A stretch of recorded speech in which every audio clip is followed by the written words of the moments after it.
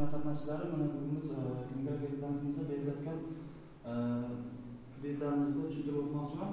Kreditlarimiz o'z-o'zini band qilgan shaxslar zimmasiga beriladi, o'z-o'zini bandga, jismoniy shaxslarga.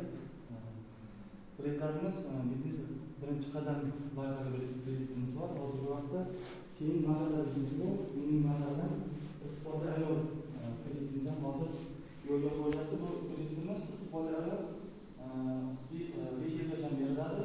Bu kreditimiz foizi 24% dan 50 ming so'mgacha beriladi.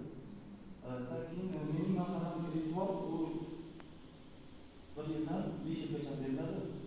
Boshlang'ich foizi 1 yilga 26%, 5 yilga 22%gacha ko'tariladi. Bu ham 50 milliongacha taqdim qilinadi. Mening mahalla biznesi ham bu ham 1 yildan bu 4 yilgacha beriladi. Bu boshlang'ich foizi 25% dan 48 oyga 22%gacha ko'tariladi. Bunga 5 milliondan 30 milliongacha beriladi. Biznesga birinchi qadam bu kreditimiz maksimal summasi 6,8 milliongacha bo'lib, bunda boshlang'ich kreditimizda foizi 25% dan 3 yilgacha beriladi. Foizi